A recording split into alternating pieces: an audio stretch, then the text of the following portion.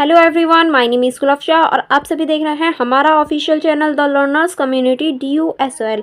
आई hope आप सभी ठीक होंगे और अपनी अपनी स्टडी कर रहे होंगे। देखिए, हमारी जो अभी वीडियोस चल रही हैं वो हमारी सेमेस्टर 1 की चल रही हैं और सेमेस्टर 1 में जो आपकी पॉलिटिकल साइंस है हम उसे कवर कर रहे हैं। और ये जो आपकी पॉलिटिकल है इसका नाम है राजनीतिक सिद्धांत का परिचय, जिसमें मैं आपको ऑलरेडी यूनिट 1 पूरी ही कंप्लीट करवा चुकी हूँ और यूनिट 1 के जितने भी इंपॉर्टेंट क्वेश्चंस हैं जो आपके एग्जाम के पॉइंट ऑफ व्यू से इंपॉर्टेंट हैं वो भी मैंने कवर करवा दी हैं। एंड यूनिट 2 भी हमारी कंप्लीट है और यूनिट 2 के भी जितने भी इंपॉर्टेंट क्वेश्चंस बनते हैं जो आपके एग्जाम के पॉइंट ऑफ व्यू से इंपॉर्टेंट है तो हम उन्हें भी कवर कर चुके हैं। और हम लोग यूनिट 3 कर रहे हैं। यूनिट 3 का हम लोग पार्ट 1 ऑलरेडी कवर कर चुके हैं। अगर आपने पार्ट 1 और यहाँ तक की सारी वीडियोस नहीं देखी हैं तो आपको लिंक डिस्क्रिप्शन बॉक्स में मिल जाएगा, आप वहाँ से उन्हें चेकआउट कर सकते हैं। क्योंकि देखिए, अगर आप अच्छे नंबर गेन करना चाहते हैं और अच्छे से अपनी जो BA है उसको कंप्लीट करना चाहते हैं तो बहुत ज़्यादा इम्पॉर्टेंट है कि आपके फर्स्ट सेमेस्टर में जो एग्ज़ाम हैं वो अच्छे जाएं और आपका जो रिज़ल्ट है वो अच्छा बन पाए। उसके लिए आपको अच्छे से स्टडी करनी होगी, ठीक है। और अच्छे से स्टडी के लिए आपको सारी वीडियोज़ सभी को देखना होगा और उसके लिए आप डिस्क्रिप्शन बॉक्स में लिंक पर जाओगे तो आपको वहाँ पूरी ही प्लेलिस्ट मिल जाएगी जहाँ आपको सारी ही चीज़ें मिल जाएंगी, यानी सारी ही वीडियोस मिल जाएंगी। तो आज हमारा जो होने वाला है वो यूनिट 3 का पार्ट 2 होने वाला है, ओके। तो अगर आपने वो नहीं देखा है तो आप भी जाकर उन्हें देख सकते हैं। एंड वीडियोज़ को लाइक करना एंड अपने फ्रेंड्स के साथ शेयर करना मत भूलिएगा। चलिए फिर स्टार्ट करते हैं हम चैप्टर यानी यूनिट नंबर 3 का पार्ट 2, ओके।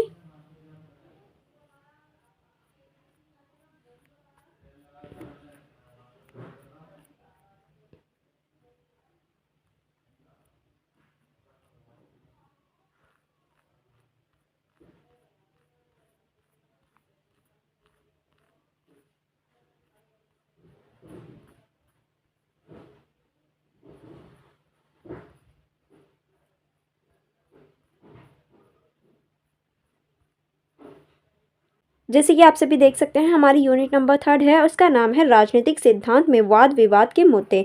और ये जो हमारी पूरी यूनिट है इसके अंतर्गत 2 पार्ट हैं हमारे। पहला है हमारा सकारात्मक भेदभाव और निष्पक्षता के सिद्धांत और दूसरा है हमारा सार्वजनिक बनाम निजी बहस, नारीवादी परिप्रेक्ष्य, सेंसरशिप और इसकी सीमाएं। तो हमारा जो इस चैप्टर का पार्ट का है वो हम ऑलरेडी कवर कर चुके हैं पार्ट 1 वीडियो में। आज जो हमारी वीडियो है वो यहाँ से स्टार्ट होने वाली है, यानी सार्वजनिक बनाम निजी बहस से हम लोग इस वीडियो की शुरुआत करेंगे। चलिए फिर स्टार्ट करते हैं।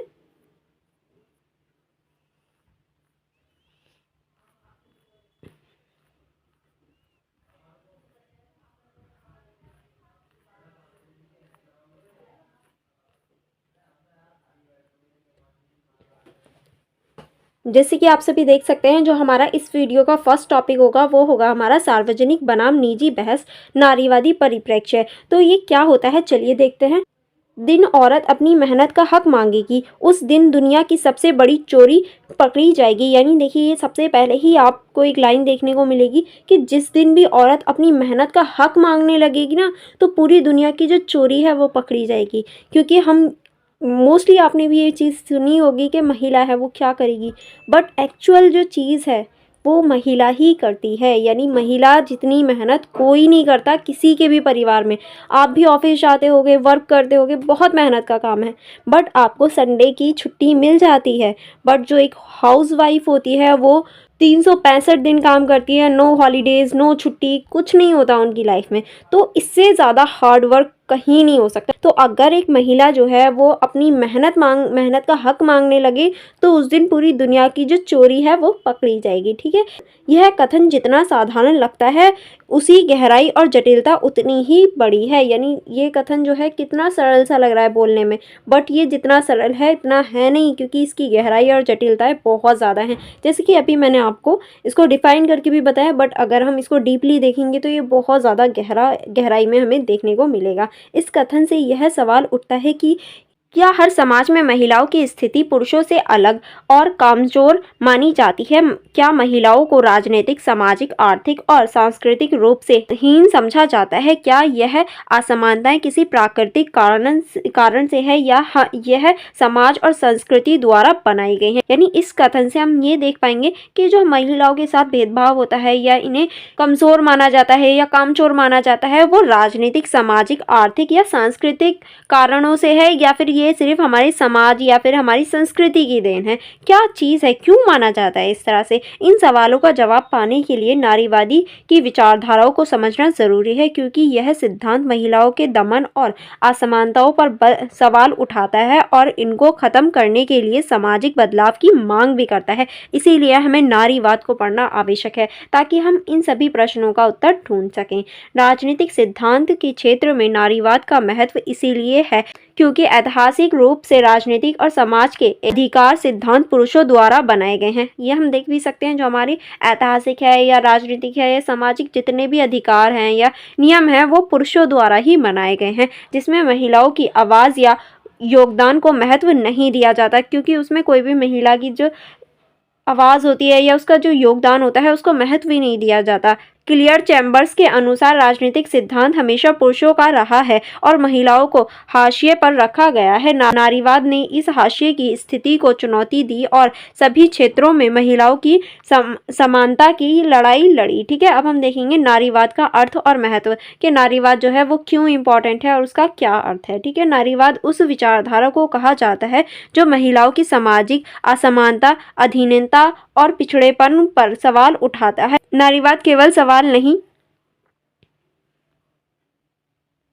उठाता बल्कि उसे बदलने के लिए आंदोलन और प्रयास भी करता है। इसका मुख्य उद्देश्य पुरुषों प्रभुत्व को समाप्त करके महिलाओं को समानता और स्वतंत्रता दिलाना है। यानी नारीवाद एक ऐसी विचारधारा है जो महिलाओं की सामाजिक असमानता और अधीनता और जो पिछड़ेपन है उस पर सवाल उठाता है, और जो पुरुषों द्वारा चीज़ें बनाई गई हैं, पुरुषों की अधीनता है, उसको समाप्त करने का प्रयास करता है और महिलाओं को भी समाज में समानता और स्वतंत्रता दिलाने का प्रयास करता है। अब हम आगे चलते हैं।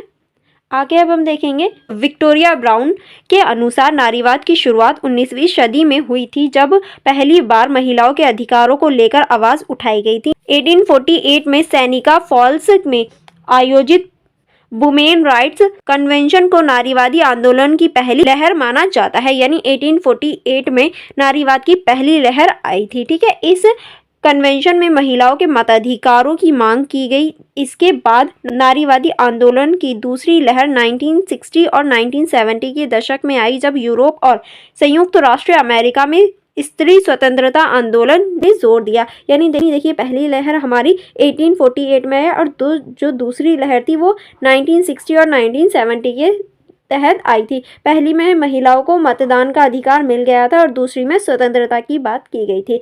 इस दौरान यूनाइटेड किंगडम में समान भुगतान कानून और अमेरिका में समान अधिकार संशोधन पारित हुए। इन दोनों लहरों में महिलाओं की मुख्य मांगें स्वतंत्रता, समानता रही, जो उन्हें राजनीतिक, आर्थिक और सामाजिक क्षेत्र में बराबरी का दर्जा दिला सके। यानी देखिए, इस टाइम पे जो मांगें थी वो मुख्य मांगें स्वतंत्रता और समानता थी, चाहे वो राजनीतिक क्षेत्र में हो, आर्थिक हो या सामाजिक क्षेत्र में हो, ताकि महिलाओं को आगे बढ़ाया जा सके और वो अपना आगे बढ़ सकें। ठीक है, नेक्स्ट अब हम देखेंगे निवेदिया मेनन का मानना है कि नारीवाद का सबसे बड़ा योगदान सेक्स और जेंडर के बीच भेदभाव है। यानी इनका मानना है कि जो नारीवाद का सबसे बड़ा योगदान है वो सेक्स और जेंडर के बीच जो भेदभाव है उसको ख़त्म करना है। यह भेद समाज में लैंगिक असमानता को समझने और उसे समाप्त करने के लिए आवश्यक हो जाता है। ठीक है, नेक्स्ट अब हम देखेंगे सेक्स और जेंडर के आधार पर सामाजिक विभाजन। किस तरह से सामाजिक विभाजन होता है, चलिए देख लेते हैं। सेक्स और जेंडर की अवधारणा अलग अलग है, लेकिन समाज में इन्हें एक साथ जोड़कर देखा जाता है। सेक्स का तात्पर्य जैविक अंतर से है, जो पुरुषों और महिलाओं के शारीरिक रूप से अलग अलग होने को दर्शाता है। वहीं जेंडर सामाजिक और सांस्कृतिक भूमिका से जुड़ा होता है, जिसे समाज द्वारा बढ़ाया जाता है। ठीक है, चलिए आगे बढ़ेंगे। आगे आप इसमें लिख सकते हैं, पुरुष प्रधान समाज इन जैविक अंतरों को अपने स्तर और वर्चस्व को बनाए रखने के लिए इस्तेमाल करते हैं। जैसे कि आप भी देखते होंगे अपने समाज में, अपने आस पड़ोस में जो पुरुष होते हैं वो अपना वर्चस्व जमाने का प्रयास करते हैं। उदाहरण के लिए महिलाओं को जैविक रूप से कमज़ोर और संवेदनशील माना जाता है, जबकि पुरुषों को ताकतवर और साहसी माना जाता है। सिमोन दी बुआ ने अपनी रचना द सेकंड सेक्स में कहा है कि कोई औरत जन्म से नहीं होती बल्कि औरत बनाई जाती है। इस कथन का अर्थ यह है कि समाज महिलाओं को उनकी जैविक विशेषताओं के आधार पर सीमित भूमिकाओं में बांध देता है और पुरुषों को अधिक स्वतंत्रता और अधिकार देता है। यानी देखिए, जो सिमोन दी बुआ हैं, उन्होंने एक बुक लिखी है द सेकंड सेक्स। इनके अनुसार इन्होंने इस बुक में लिखा है कि कोई भी औरत जो होती है वो जन्म से औरत नहीं होती, बल्कि उसे औरत बनाया जाता है, क्योंकि औरत जो होती है उसके चारों ओर बहुत सारी बाधाएं होती हैं, बहुत सारे नियम कानून उस पर फॉलो होते हैं। तो कोई भी बच्चे पे फॉलो नहीं होते, बल्कि जब वो बड़ी होती है तो समाज द्वारा उसे औरत की तरह ट्रीट किया जाता है कि हाँ, अगर वो औरत है तो उसे प्रॉपर कपड़े पहनने चाहिए, उसे बाहर नहीं जाना चाहिए, रात में नहीं जाना चाहिए। तो ये समाज द्वारा बनाया जाता है। और जो पुरुष होते हैं उन्हें अधिक स्वतंत्रता दी जाती है, अधिक अधिकार दिए जाते हैं, जिसकी वजह से वो पुरुष बनते हैं। तो ये जो है, ये जन्म के आधार पर नहीं, बल्कि हमारे समाज के आधार पर होता है। समाज लड़कों और लड़कियों के बचपन से ही अलग तरीके से पालता है। लड़कों को ताकतवर और निडर बनाया जाता है, जबकि लड़कियों को नाजुक और घरेलू जिम्मेदारियां तक सीमित किया जाता है। यानी बचपन में भी हम ये चीज़ें देख लेते हैं, क्योंकि देखिए, जो लड़के होते हैं उन्हें हमेशा ताकतवर और निडर बनाने का प्रयास करते हैं। अगर कोई छोटा बच्चा रो भी रहा होता है तो हम ये कहते हैं कि मर्द कभी रोते नहीं है, अगर वो लड़का है। अगर वो लड़की है तो कोई बात नहीं, वो तो नाजुक है, घरेलू चीज़ें उसे आनी चाहिए, खाना बनाना उसे आना चाहिए। तो ये चीज़ें हम समाज में देख सकते हैं, जो बचपन से ही हम लोग एजुकेशन में करने लगते हैं, जो कि गलत है। यह विभाजन समाज में जेंडर आधारित भूमिकाओं को स्थापित करता है, जिससे पुरुषों को सार्वजनिक क्षेत्रों की जिम्मेदारी दी जाती है और महिलाओं को घरों के भीतर रखा जाता है। यही विभाजन है जो लड़कियां होती हैं उनको आगे बढ़ने से रोकता है। और देखिए, ये जो है, ये आपको इसीलिए पढ़ाया जा रहा है सब्जेक्ट भी, ताकि आप आने वाली जनरेशन या फिर अपने घर में सुधार कर सके और ये जो भेदभाव होता है इसको ख़त्म कर सके। ठीक है, आगे चलेंगे। आगे अब हम देखेंगे, निवेदिता मेनन का मानना है कि जैविक निर्धारण ने सदियों से महिलाओं को हीन स्थिति में रखा है। नारीवादियों का मानना है कि इस जैविक निर्धारण को चुनौती देना बहुत ज़रूरी है, क्योंकि यह सामाजिक असमानताओं को बढ़ावा देते हैं। देखिए, यहाँ हमने कई विचारकों के बारे में पढ़ा, तो आप उनमें से किसी के भी विचारों को याद कर सकते हैं और उनको एग्जाम में लिख सकते हैं। ठीक है, अब हम देखेंगे नारीवाद के विभिन्न प्रकार के। जो नारीवाद है उसके कौन कौन से प्रकार होते हैं। तो पहले हम देखेंगे उदारवादी नारीवाद। यह नारीवादी धारणा उन विचारकों से जुड़ी है जिन्होंने प्रारंभिक समय में महिलाओं के लिए समान अवसर और राजनीतिक अधिकारों की मांग की। मैरी वॉलस्टनक्राफ्ट और J.S. मिल जैसे विचारकों ने अपनी रचना के माध्यम से महिलाओं के लिए निःशुल्क अवसर और समानता की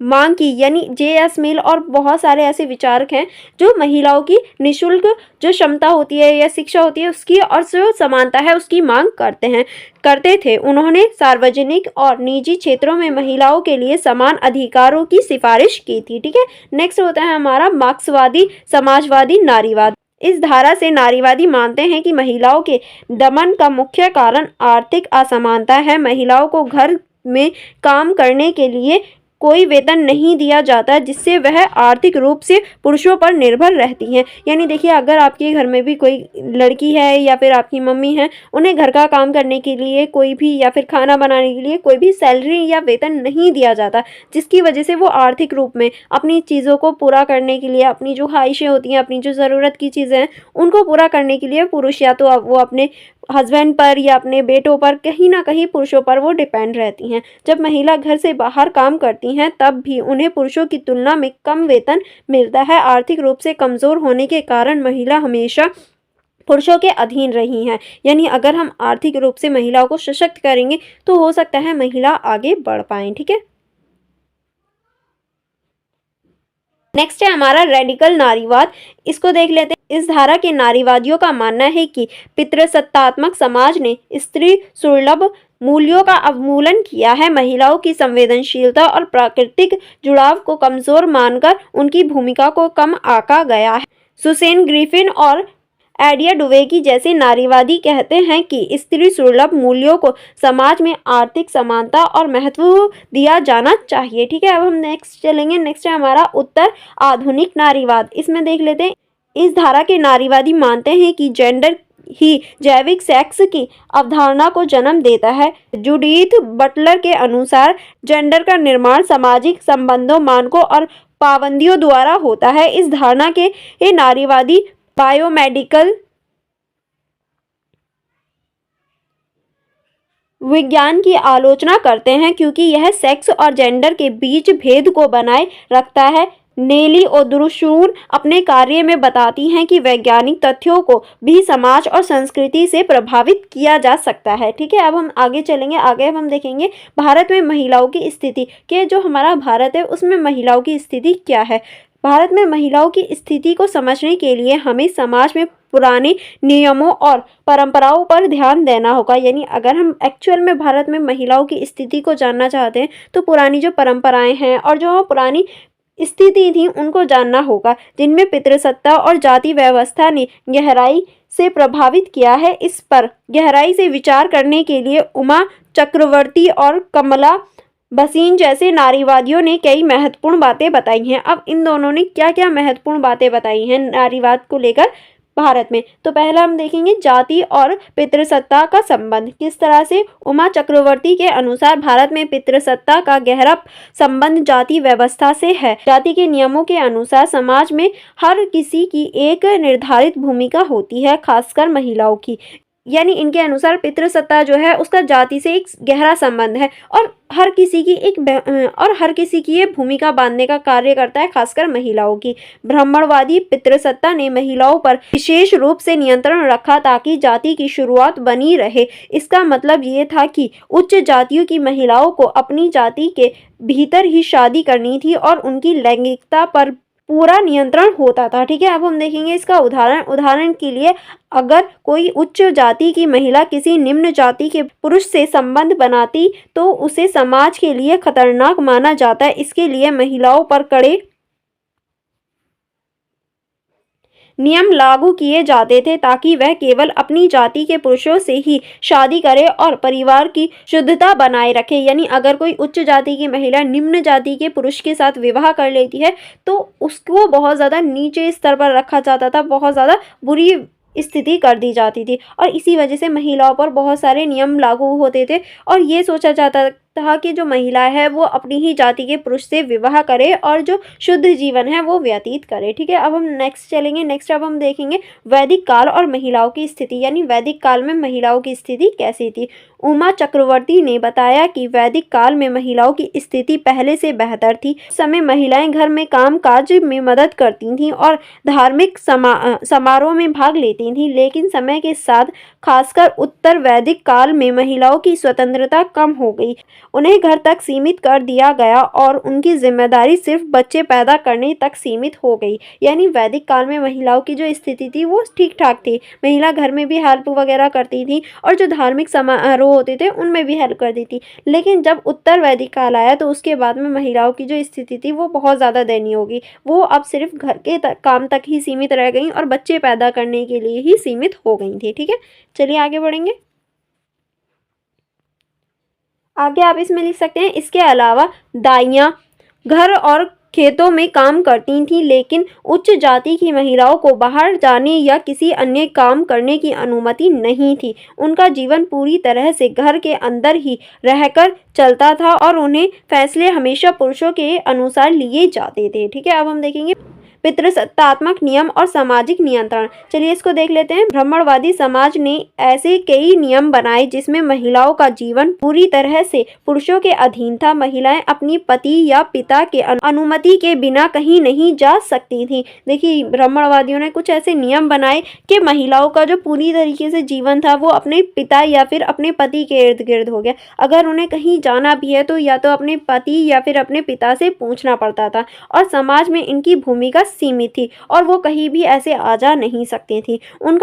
उनका काम घर और परिवार की देखभाल तक ही सीमित था ताकि समाज में पितृसत्ता बनी रह सके। ठीक है, अब वो सिर्फ घर के कामों के लिए ही रह गई थी। राज्य और धर्म ने भी इन नियमों को और कड़ा बना दिया जिससे महिलाओं के पास ज्यादा विकल्प नहीं रहे। अगर किसी महिला ने इन नियमों का उल्लंघन किया तो उसे दंडित किया जाता था। ठीक, अब आगे चलेंगे। आगे अब हम देखेंगे महिलाओं के साथ इतनी सारी बुरी चीजें हो रही हैं तो महिलाएं जो थी वो विरोध क्यों नहीं करती थी, आखिर क्या रीजन थे। जब इतनी सारी चीजें हो रही हैं कि वो अपनी इच्छा के अनुसार ना तो कहीं जा सकती हैं ना कुछ पहन सकती हैं, तो वो लोग विरोध क्यों नहीं करते थे। चलिए अब हम उन कारणों को देखते हैं।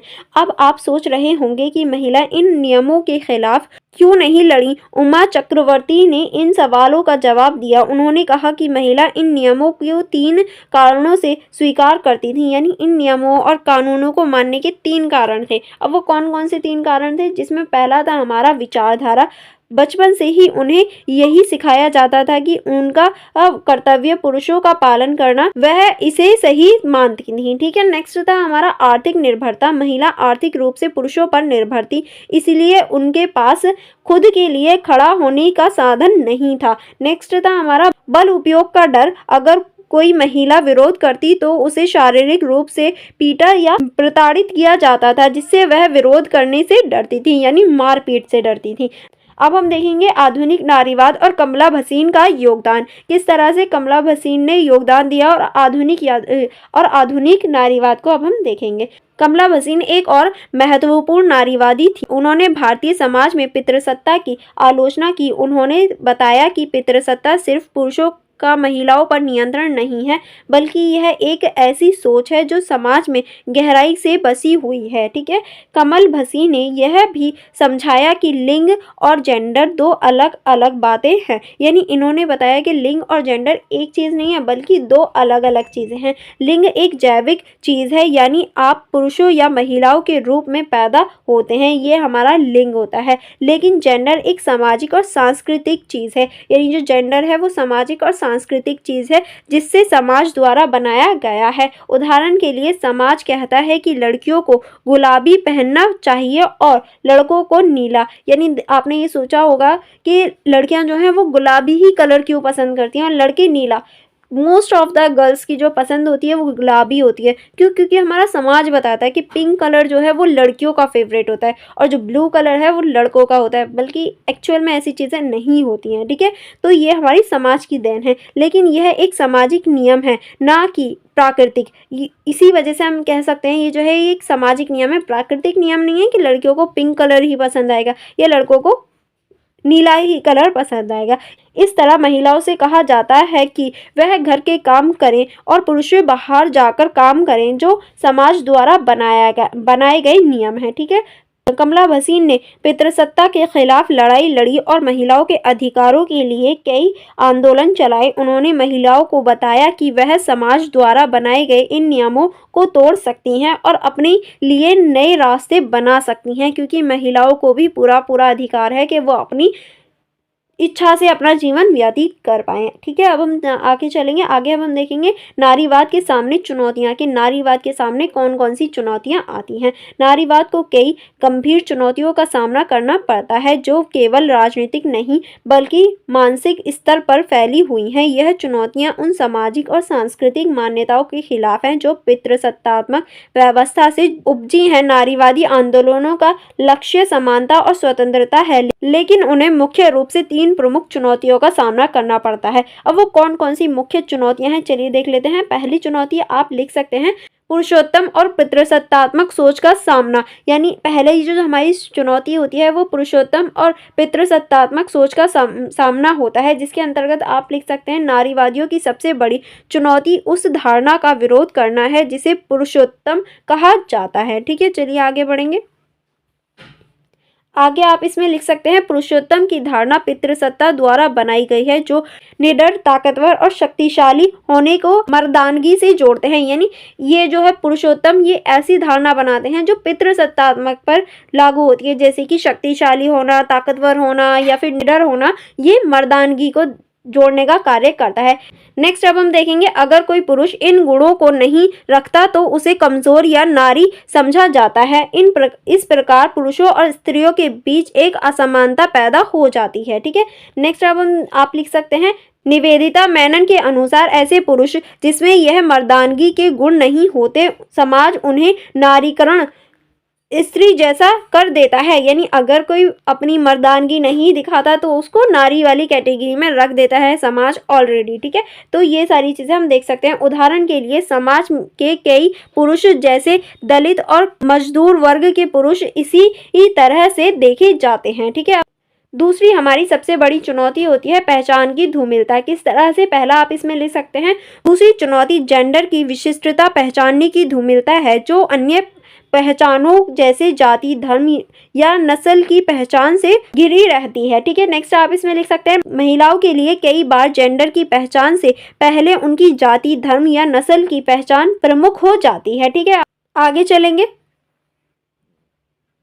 आगे आप इसमें लिख सकते हैं, कई महिला नारीवादी आंदोलनों से इसीलिए नहीं जुड़ती क्योंकि उनकी जाति या धर्म उन्हें रोकते हैं, जिससे वह अपनी अधिकारों की लड़ाई से पीछे रह जाती हैं। ठीक है, अब नेक्स्ट चुनौती देखेंगे। नेक्स्ट चुनौती है हमारी पर्सनल लॉ और शक्ति विभाजन। किस तरह से, चलिए देखते हैं। तीसरी बड़ी चुनौती शक्ति के विभाजन से जुड़ी है। पितृसत्ता के समर्थन अपनी वर्चस्वकारी स्थिति बनाए रखने के लिए स्वतंत्रता को नियंत्रित करते हैं। नेक्स्ट आप इसमें लिख सकते हैं, इसके लिए वह सांस्कृतिक और धार्मिक नियमों का इस्तेमाल करते हैं, जिससे पर्सनल लॉ कहा जाता है। यानी उनका पर्सनल लॉ भी होता है पुरुषों के पास में, जो अपनी मनमानी करने के लिए वो लोग यूज करते हैं। नेक्स्ट आप इसमें लिख सकते हैं, भारत में हर धर्म के अपने अपने पर्सनल लॉ हैं जो यह निर्धारित करते हैं कि महिलाओं के लिए क्या सही या क्या गलत हो सकता है। यानी अगर हम भारत में सभी धर्मों की बात करें तो सभी के अपने अपने पर्सनल लॉ होते हैं जो ये निर्धारित करते हैं कि महिलाओं के लिए क्या सही और क्या गलत है। लेकिन पुरुषों के लिए ऐसा कुछ नहीं होता, उनके लिए सब सही होता है। ठीक है, नेक्स्ट अब हम चलेंगे। नेक्स्ट आप इसमें लिख सकते हैं, यह पर्सनल लॉ समान नागरिक संहिता का विरोध करते हैं और इसे लागू होने से रोकते हैं। ठीक है, नेक्स्ट अब हम देखेंगे। 1937 में भारत में समान नागरिक संहिता की मांग उठाई, लेकिन 1980 के दशक में सांप्रदायिकता राजनीति के चलते धार्मिक अल्पसंख्यकों ने अपनी पर्सनल लॉ को बनाए रखने पर जोर दिया। यानी इसके चलते जो हमारी 1937 में कानून आया था उसको भी हटा दिया गया है, क्योंकि जो हमारे अल्पसंख्यक हैं वो अपने पर्सनल लॉ को बीच में ले आते हैं कि नहीं, ये चीज़ नहीं हो सकती, सभी लोग समान नहीं हो सकते। ठीक है, आगे चलेंगे। आगे हम देखेंगे सेंसरशिप और इसकी सीमाएं, कि जो सेंसरशिप होती है वो क्या होती है और इसकी क्या क्या सीमाएं हैं। तो सबसे पहले हम देखेंगे सेंसरशिप और इसकी सीमाओं से पहले कि इसका परिचय, कि आखिर सेंसरशिप होती क्या है। चलिए इसको देख लेते हैं।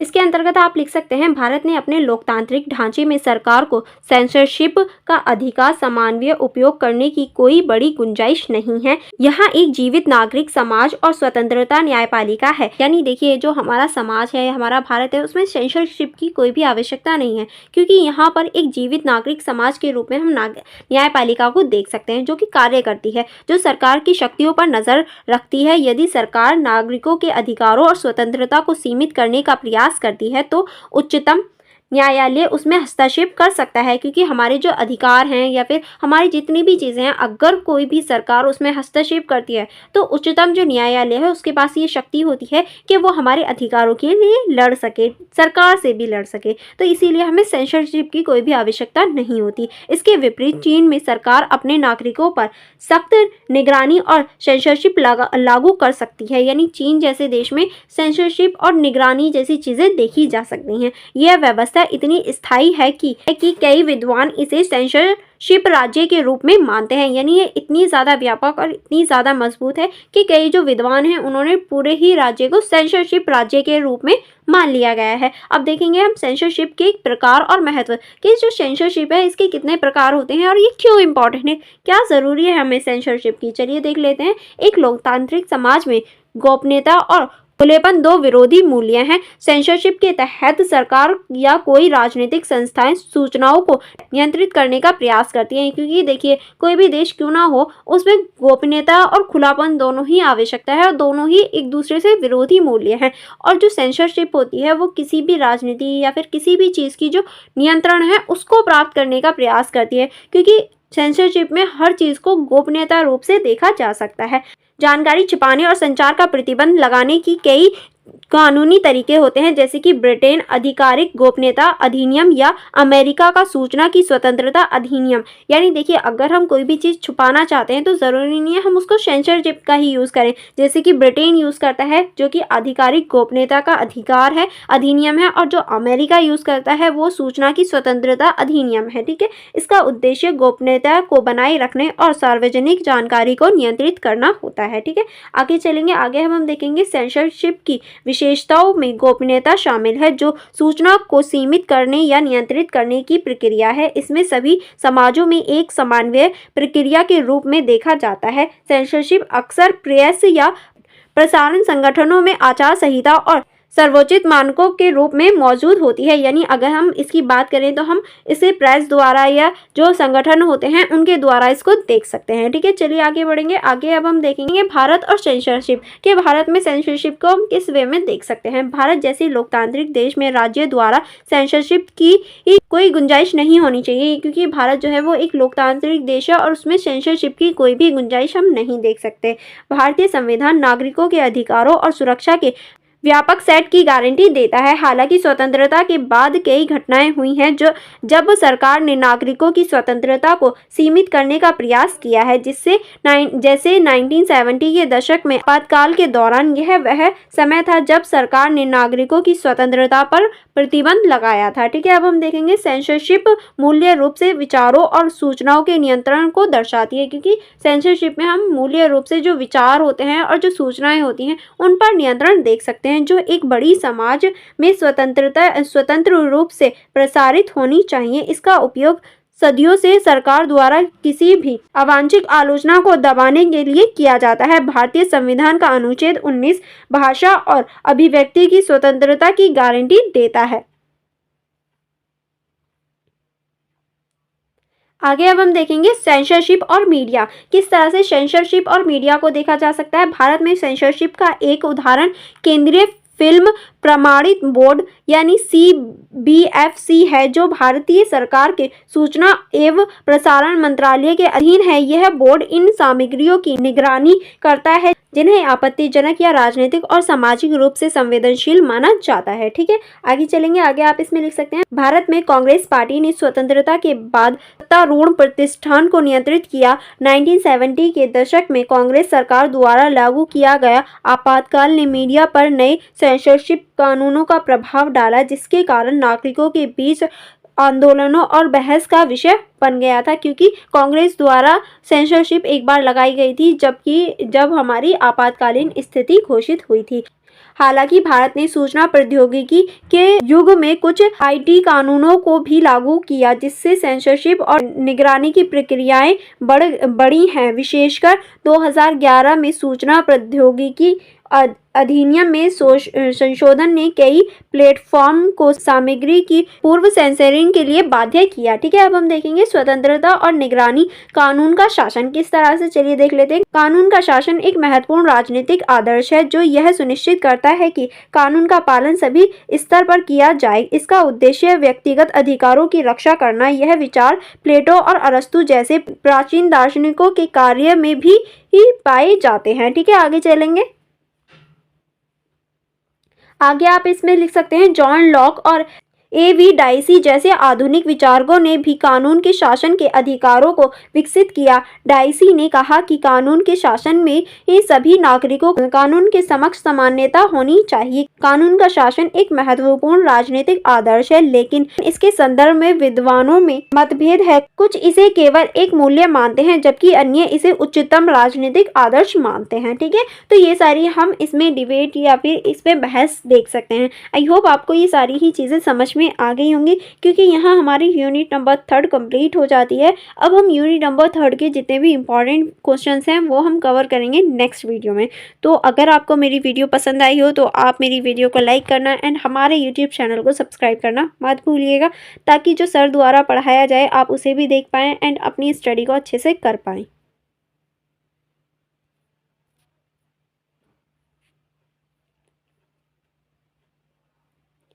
एंड फॉर मोर स्टडी आप हमारे इंस्टाग्राम ID को चेकआउट कर सकते हैं, आप हमारे टेलीग्राम ग्रुप को ज्वाइन कर सकते हैं एंड आप हमारे यूट्यूब चैनल को सब्सक्राइब करना मत भूलिएगा। एंड अगर आप चाहते हैं कि आप अपनी सेल्फ स्टडी करें, जो भी अभी तक मैंने आपको जितने भी नोट्स पढ़ाए हैं आप उनको सेल्फ स्टडी या सेल्फ रीड आउट करना चाहें तो आप हमारा app the learners community DUSL को डाउनलोड कर सकते हैं। ये आपको प्ले स्टोर में फ्री में मिल जाएगा एंड यहाँ पर आप ये सारे ही फीचर्स भी देख पाएंगे, जिससे आपकी स्टडी को बहुत ज़्यादा ईजी हो जाएगी और आपको बहुत ज़्यादा हेल्पफुल भी होगा।